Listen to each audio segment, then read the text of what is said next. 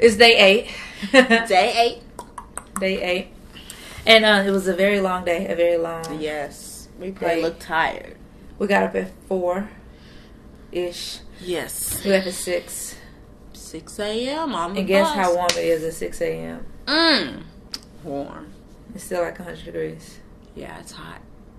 So, today we went to... We're just tired. We went to the West Bank of the now. West Bank. And we... where did we go first? So, we went to the West Bank, and it wasn't... what was it? The Valley of the Kings? Yes. We went to the Valley of the Kings. Valley of the Kings. Beautiful. Yeah, we went to see 3 temples, tombs. Mm-hmm. Yeah, tombs. That was included in our ticket. Yeah. We gonna get together. I can't even think. We went to see 3 tombs. It was included in our ticket. These places, they were simply amazing. Very because the color was still there. Some of them were pretty deep, like you had to go in and around a corner, and of course we didn't see everything. Some things are blocked off, but the color was pretty awesome. It was still there. Yeah, the paintings. I mean, I call them paintings, but the hieroglyphics. I'd love to tell you which tombs we went in. I took a picture, but I don't remember. Yeah. I know we didn't see Tutankhamun. No, and his is smaller. Yeah, so and it was extra. That. We decided not to because we paid to take pictures, and plus it was smaller, and we saw his collection, and but his is one of the newer ones, so it should have been more intact. But actually, should have been. Apparently, it was supposed to be smaller because he hadn't lived as long. Yeah, but he was still, at least his, of course, his body's still there. Yeah, his body was on display. Yeah, that was kind of morbid. Yeah, a bit morbid, but I'm glad that it's still here. If there's any consolation, I don't know. Everyone else's body is at the Cairo Museum, like we said before, so their body is still on display as well. Yeah, that room it wasn't extra. We just didn't go in it. So, yeah, looking at the paintings on the wall, and it helped a lot that we knew. Well, we knew some of what we were looking at. Yeah, kind of what was going on. Yeah, so we saw them go from the judgment ceremony to the burial. The burial. Or the preparation for burial. I guess some of the hieroglyphics showed that. And the path to taking them through... to afterlife. Yeah. I guess. To the celestial. There you go. Now. Yes, the celestial. The terrestrial now to the... Okay, I'm saying it all. Yeah. Anyway, we saw it on the wall. And one of them was super amazing because it was all on this one wall. So it was like the bottom part is where it starts, and then it goes here, and then it goes here. And once it gets to the top, you can see whoever that king was riding on the rays of the sun and ascending into heaven. So heaven, the top of all of the ceilings are stars. So that's where, we kind of get our... Not kind of. That's where everyone gets their, I guess, their creation stories. Not creation, excuse me. What is it called? The afterlife story? Or our beliefs? Sounds good to me. Okay. So, as you can tell, there's a lot going on. I thought that was really neat, though. Like you said, that one where it was like that big mural, because the story was easy to read. And when you showed me, I was like, oh, like it really was like, oh my goodness. So we weren't supposed to talk when we went in there. That's what our tour guide decided, because as he said, which makes sense, we shouldn't be there anyway, because this is supposed to be tombs. No one was ever supposed to go into these tombs. Yeah. And it's up in a mountainous area, so... like they tried to hide it. It was like tucked away. Yeah, they're really... Like from afar, you can't tell that there's nothing there. When you go into the little door, it's an entire room, alleyway, and all these paintings.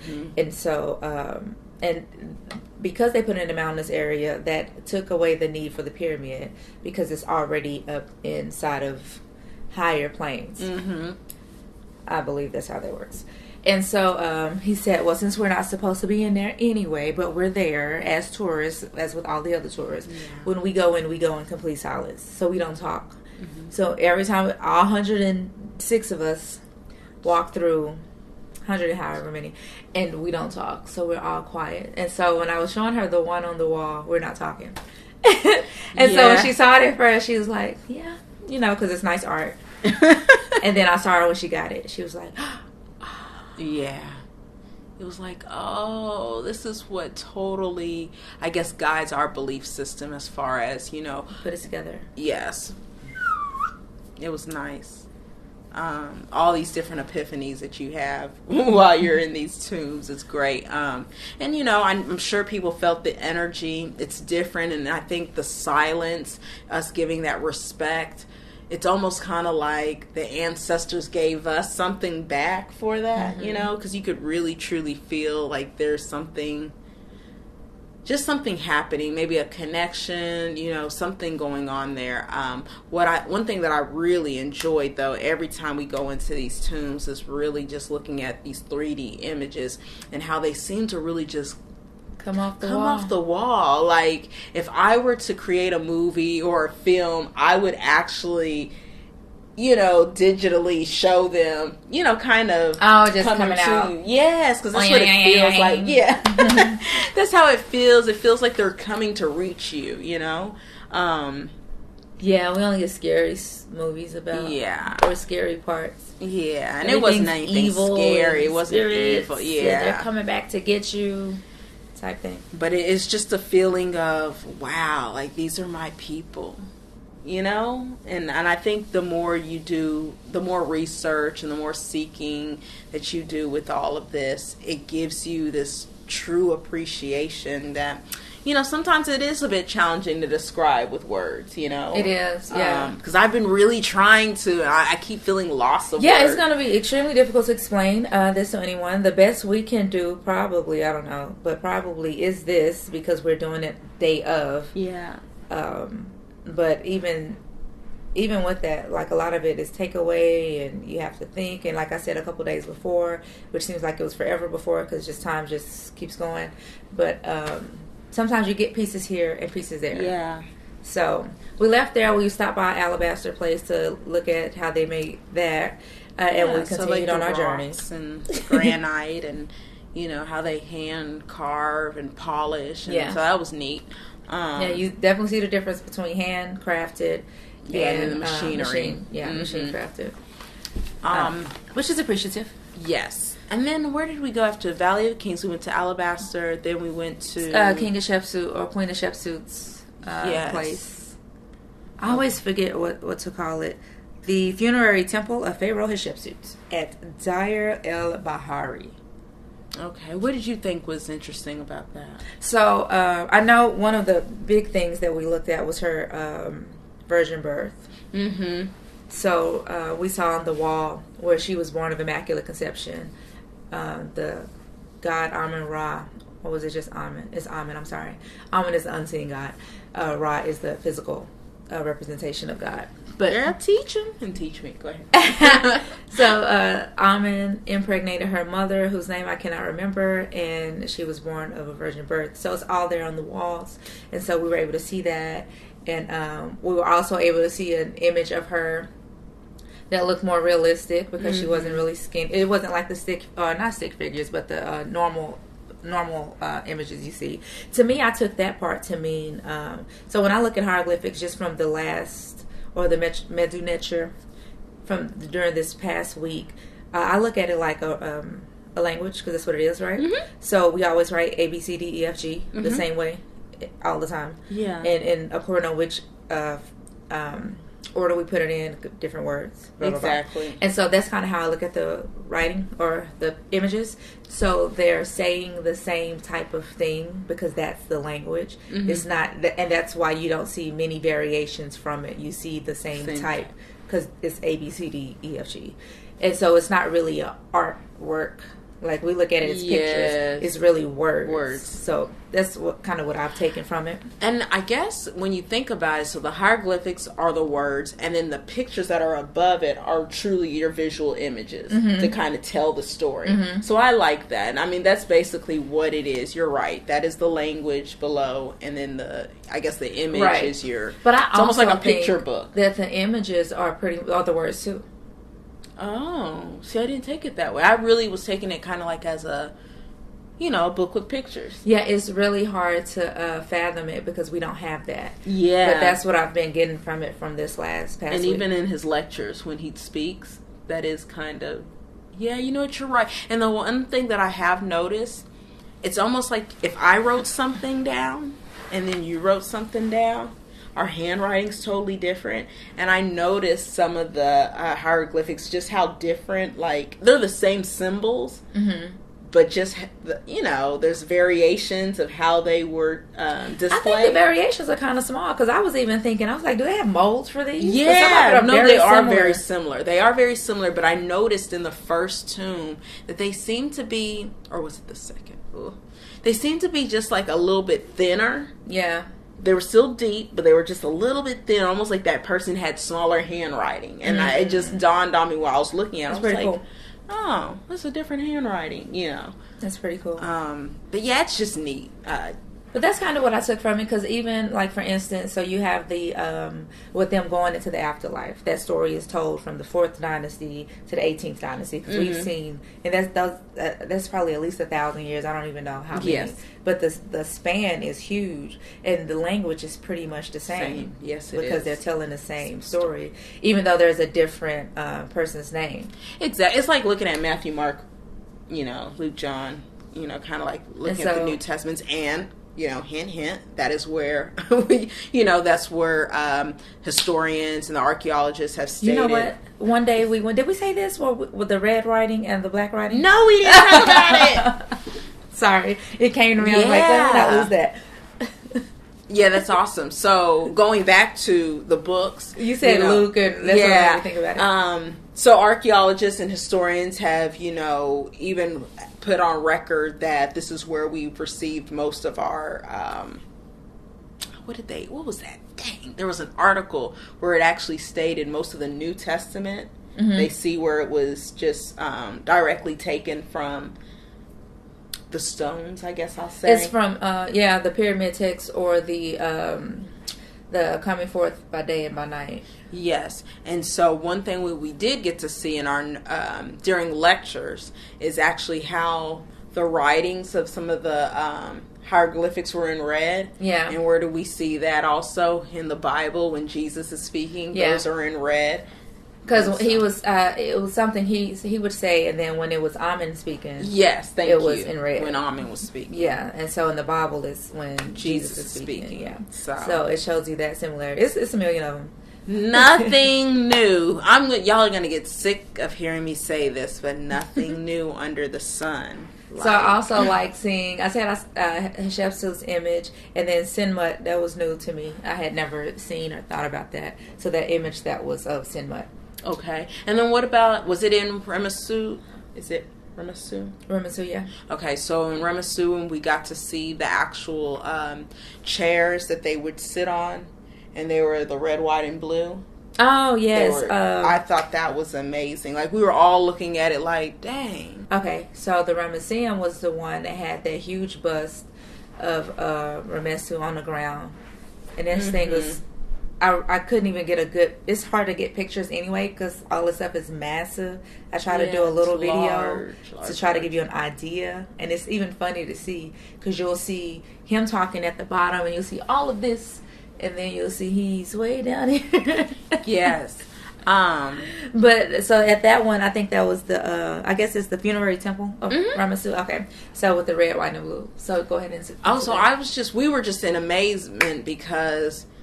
It was like the American flag. Like, we just took the American flag we just took the chairs, and it's the same way, the way you see, like, Lincoln sitting, and, it's kind of like that's all been kind of mimicked. But it's basically, we just took the colors that they used and Do you remember what the colors meant? Yes, it's the star. It's the no. Hold on. There's 3 colors. Yes, it's the red, white, and blue. But it's the. But how did he describe it? Is it the way the colors that the star turns, or? Oh yeah. I think it was Sirius. Yes, it was. When you see it in certain areas, it looks certain colors. I know the red was for Isis was for a set. I can't remember the other two. I think the blue was just the stars, and I don't recall what the white was. But is that not crazy? Yeah, it's crazy. I guess it is a turning of a star. So, and then what I think I liked the most was we had heard about and seen. We hadn't seen it, but we had heard about this 10-inch thick hieroglyphics. This 10-inch thick writing. That was pretty cool. That was pretty cool. That it was so deep. It was kind of like, look, you're not going to erase this. We had to put our hand in there. Away. You can't. That was. I mean, like the birds were trying to hang out in there. Yeah. And I thought that was neat. Colorful. Yes, it was very colorful, very beautiful. I mean, our ancestors were artistes. I missed something artists at the Ramesseum. See, it was hard because it was super, super, super hot. Some people were like, you know what, I can't even get out. Yeah, a lot of people didn't get out the bus. It's just too hot. But at the Ramesseum, I liked the Tree of Life, the Tree of Good and Evil. Yes. Did you see that? I didn't see it. You'll see it. I heard You'll see it on the video. We were talking about it, but I didn't see it. So yes, the Tree of Life, where I'm not going to mess that story up. I might say something wrong. And then also the 42 Laws of Ma'at. So I saw that there as well. I believe that was there from what I saw. And that's where we get our 10 Commandments. I don't know why we didn't observe them all, but. And speaking of 10 Commandments, on one of the crowns that you'll see that Asar wears when they go through the, I was going to say funerary, but when it's time to go and see if you can make it over to the happy place, quote unquote heaven. His crown looks like the 2 stones or the 2 slabs that Moses had. Yeah. Cool. Wow. So we took a break, something like that. We went to sleep on a bus like everybody else did because we were so tired. Everybody was knocked out. Some people were like, I thought I was going to die. It was so hot.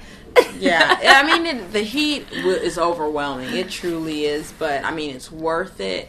And it's one of those things where it's like you're conflicted. Like, do I go? Oh, I'm hot. I'm not trying to miss anything. Yeah. And plenty of water. Get you an umbrella or something. Get a fan. I haven't done any of that. I like to... Well, I don't... Some people have fanned me, which is great. Some people have helped me out a little bit. I've been drinking a lot of water. But I don't mind. I'm not going to say I don't mind, but... To me, sometimes you have to let your skin get used to the sun absorbing the sun. Yeah, let rock kiss you. Yeah. It sounds easier. Yeah. Than it is. But yeah, definitely. But once your body gets used to it, it helps. And I think that's why today almost was an easier day until we all got together and I was like, I can't. Yeah, that breathe. Crowd will definitely drain you because it's like all of our energies and all of our heat. And you can only imagine our energy. Like, everyone's kind of struggling. So you get in the mix of that, and you feel the struggle. It's like, oh, no, I got to move away from y'all. Well, we took a nice break. Anytime we get up at 4 o'clock in the morning, we've only done it twice, but we get a huge break in the middle of the day. Today we got back at like 2. Yeah. And so the lecture was at like 6. And it was a short one. But I liked it because we touched on, because it was short, astronomy.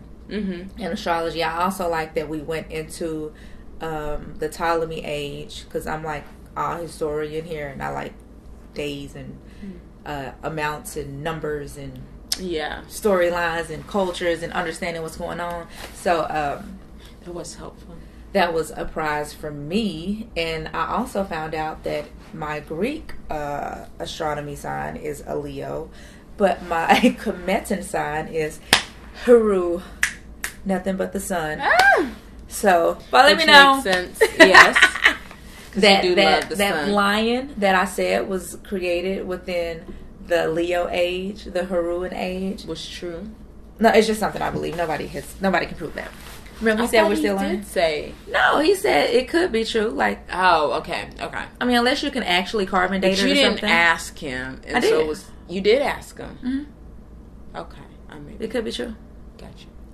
Tomorrow we sail the high seas, so Yes, 3 days on the Nile, 3 days and 3 nights. with just the group. It's gonna be awesome. Yeah, just Or us. horrible. We got We'll see what happens. Yeah, no. It's going to be awesome. You'll see.